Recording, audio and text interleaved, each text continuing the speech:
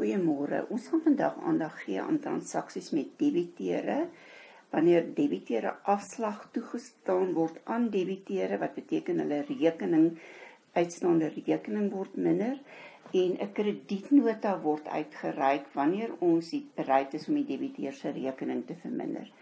Entiteite staan soms korting aan krediteure toe, byvoorbeeld as goedere teruggestuur word, as daar 'n fout op die faktuur gemaak was, as die verkeerde voorraad afgelewer of die verkeerde kwaliteit, as handelskorting nie in ag geneem is nie.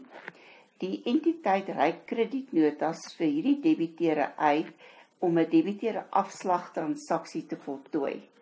Die rekeningsstaat aan die einde van die maand wat aan die debiteure gestuur word, sal die verskuldigde bedrag toon wat die debiteur moet betaal, en indien die debiteur dit betaal, sal sy rekening gekrediteer word. Debiteure afslag sal ook die rekening van die debiteur verminder aan die kredietkant, want nou maak ons hulle rekening minder.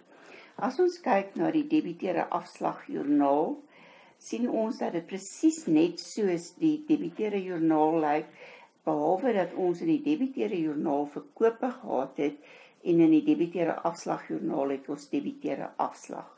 Aan die einde van die jaar sal die debiteure afslag oorgedra word na die verkope toe, maar dan kan ons gedurende die jaar sien watter persentasie van die goedere word teruggestuur, sodat as daar probleme met die goed is, dit ander verskaffer gekry kan word, sodat mense nie onnodige uitgawes het met goed wat aanhoudend teruggestuur word nie.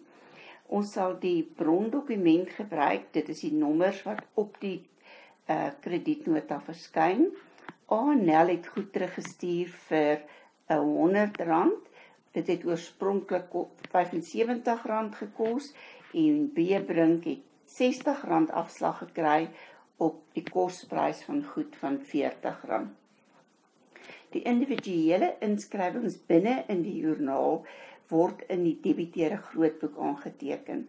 So ons het al met die vorige les die faktuur gedoen, toe ons gewys het goed is verkoop. Nou is die kredietnota uitgereik, so dit beteken 'n bate vermeerder aan die debietkant en verminder aan die kredietkant. Omdat ons die persoon se rekening wil minder maak, gaan ons die bedrag aan die kredietkant skryf. Die uitstaande saldo was 800, nou is die uitstaande saldo 700. En in die dokumentbesonderhede moet ons aandui wat is die brondokument se naam en wat is die nommer. By B-Brink het goed vir R60 teruggestuur, so ons gaan weer eens sy rekening krediteer om dit te verminder. Dan werk ons dadelik die saldo uit, 600 min 60, geef my 540. Weereens gaan ons die kredietnota, naam van die brondokument en die nommer aandui, sodat ons presies weet watter dokument was uitgereik vir hierdie transaksie. So die inskrywings wat binne in die joernaal is, word oorgedra na die debiteure grootboek in die individuele rekeninge van ons debiteure. Die totale van die debiteure afslagjoernaal word oorgeboek na die algemene grootboek.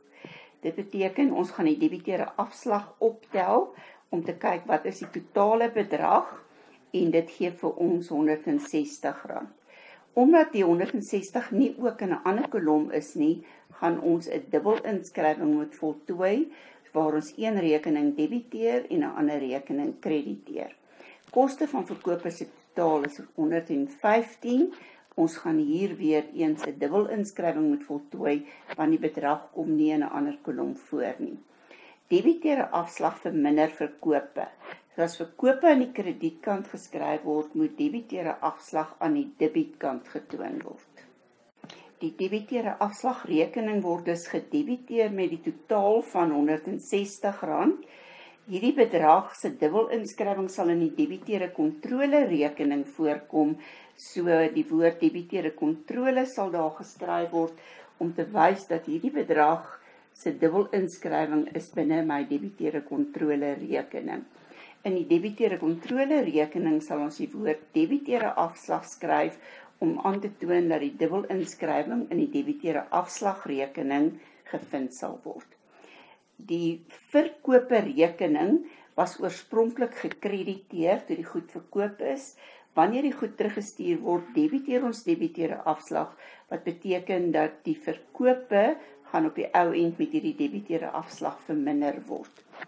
Ons gaan die voorraadrekening moet debiteer met die kosprys van die goed wat teruggekom het, want nou het ons weer die voorraad vermeerder, want die goed is weer teruggesit op die rakke, en ons sal koste van verkope wat 'n uitgawe is verminder, want nou is hierdie goed nie meer verkoop nie.